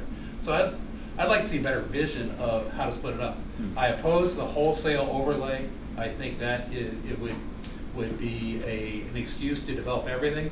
I oppose, and so does the general plan, the conversion or the overlay on the mobile homes, because we're trying to, a precept of the general plan is to preserve that lower income housing. And I think we have to be very careful, because as soon as you upzone this with an R30 overlay, it will develop very quickly in those spots, and rather than us controlling what develops when, it all happened at once. I had one last comment. Well, I think that is it in a nutshell. I don't think we have the pulse of the people here today. So Thank you, Bruce. Glenn Johnson. I live in Old Encinitas. Do a lot of shopping along El Camino Real.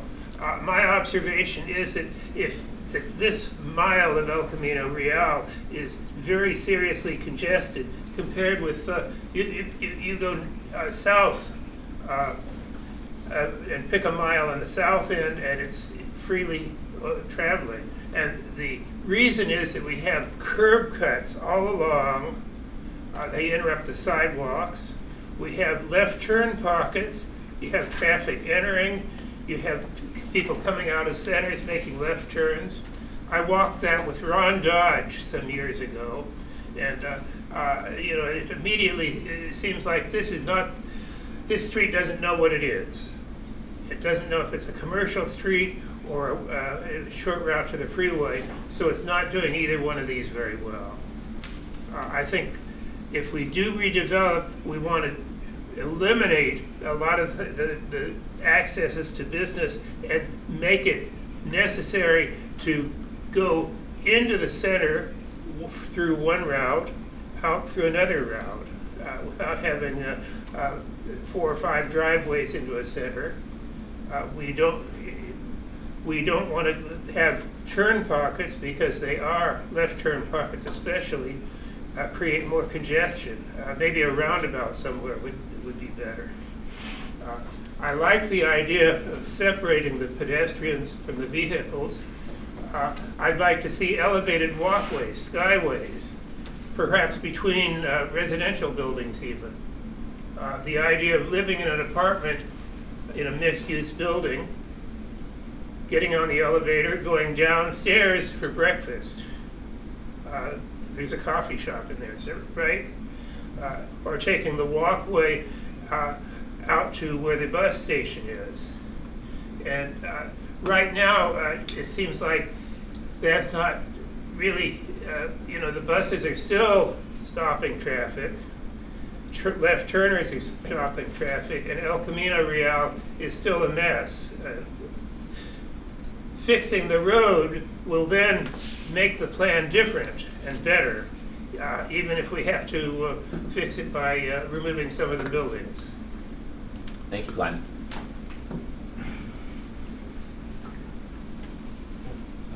Scott Platenberg, District 4, North Salinas.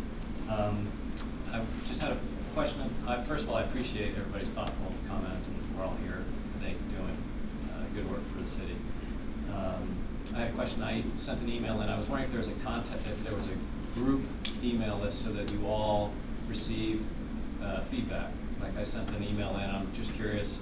Joe, I copied you. So there's not a group email, but when you send your email into the planner, to Melinda or Roy, who is it, Melinda? And when you send your email in, Melinda does distribute it to all of us, so we all receive it. Yeah. Excellent. Okay.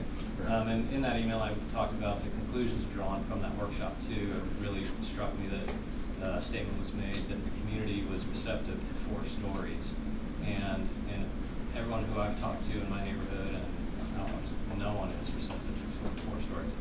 I am empathetic to getting housing and affordable housing here, but not at the expense of views and other things that come along with 4 more stories.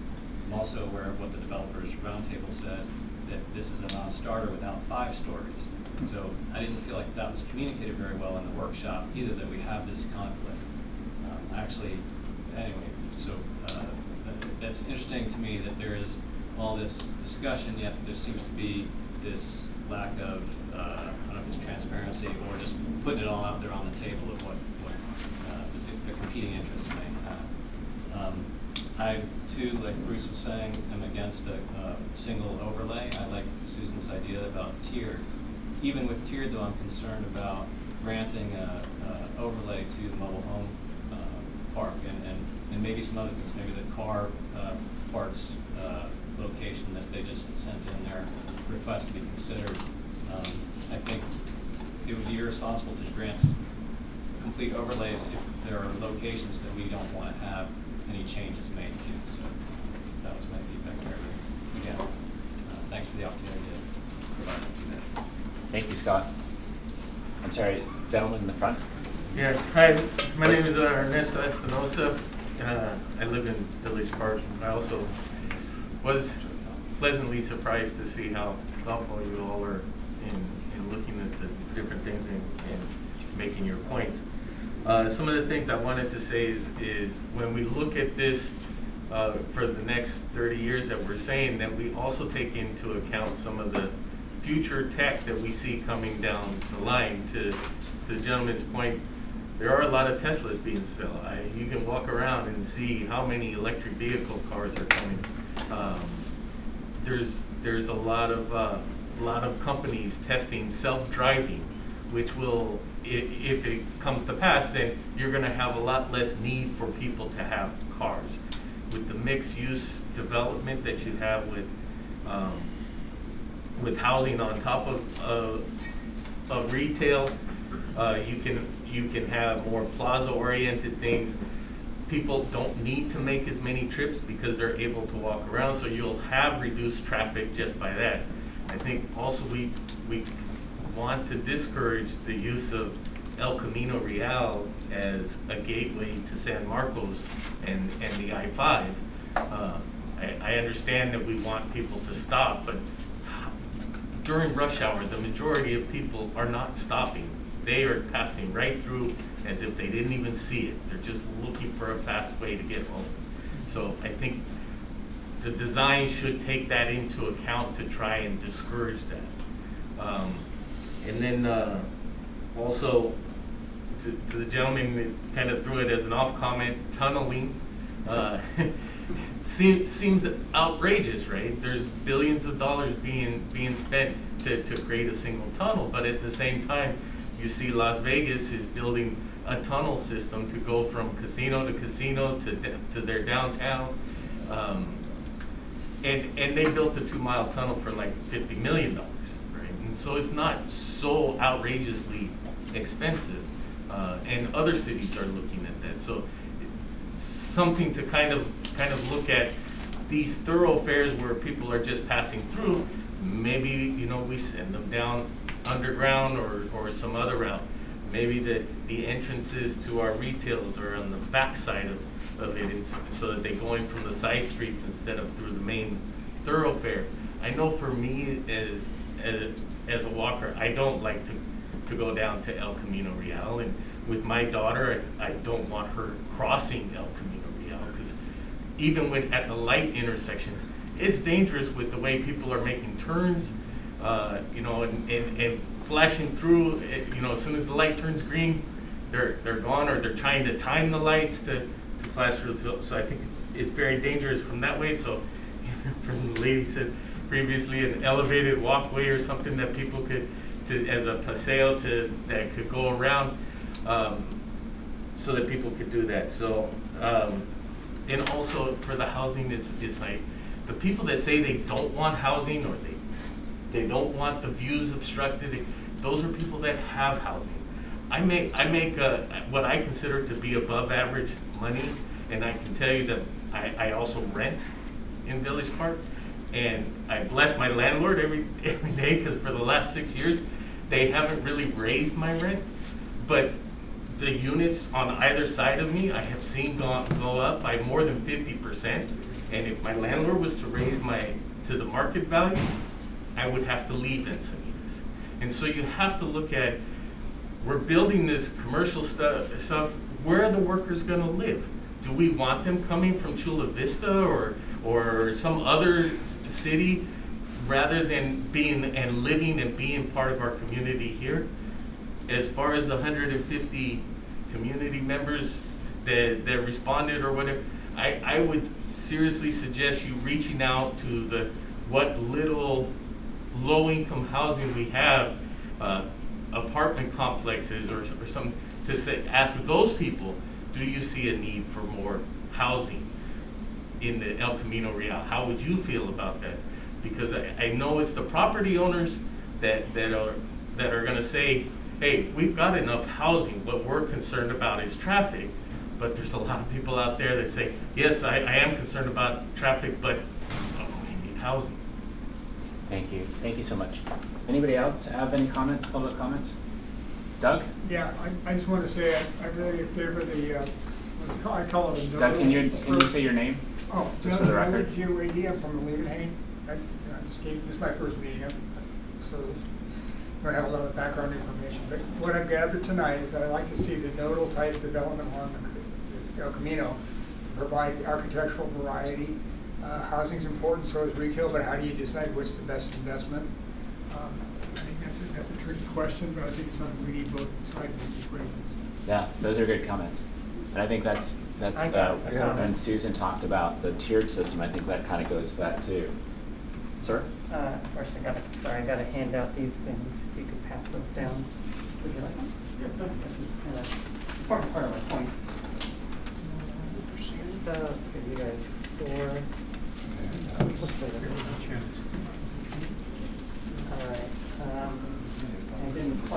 take out enough. Here, you guys are the ones who really need this, right? Can you explain this in under Yes. 3 minutes? Yeah, I can. This is only one of my, probably too many. Can you start with your Yeah. names? My name is David Pierce. I work at Target in this very corridor. I live in the Vaquito side of Carlsbad.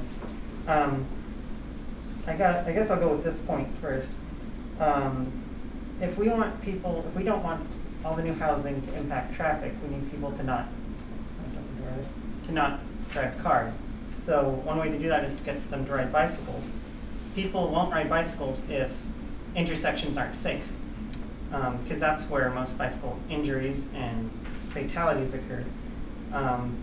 This is a design of an intersection where bicycles are protected around the corners, so it's harder for cars to nail them, and if they are about to, they can stop before they get to the bicyclists. So this is a safer way to do it that they do in the Netherlands with great results. That's one point I have. Point two, we need housing, okay? I live with my parents. I'm 28 years old. I've worked at Target here for 7 years, and I don't make enough money. I work almost 40 hours a week. If I didn't live with my parents, I'd have to live down in I think Santee to pay the same amount that I pay to my parents right now, $800 a month, which is, I guess, a good deal. But that's only because they want me to live there. They love you. Yeah, that too. Exactly. That too. So, in our neighborhood, my parents paid in '95 what would be $560,000 for their house. It's now worth almost 1.4 million. Okay, people my age, my generation, later generations who are becoming adults, Gen Z, we don't have the same amount of opportunities for housing that we can afford that some of you may have had, my parents had. If the cost of a house triples in my lifetime, that's not accessible for anyone my age. Even if you make $100,000 a year, if you have student loans, like $50,000 in student loans, I think is the average student loan debt. If you have a mortgage on a $1.5 million house, you just bought it, so you're not protected by Prop 13. That's $10,000 at least a year. It's very hard to live in this area, and then you'd have to live in Santee or something and commute forever, contributing to traffic along the way. So that's why I strongly support all the mixed use, all the high density housing, bikeways like this, so people don't have to hop in cars to shop along here. Maybe a parking minimum of 0, if we want to go super crazy. Parking minimum of 0, or maybe 1 per unit, per dwelling unit. And maybe get with NCTD or SANDAG to organize some kind of a bus rapid transit up and down the corridor. I took the bus here today. Just in this corridor, I was stuck at Reds for 4.5 minutes.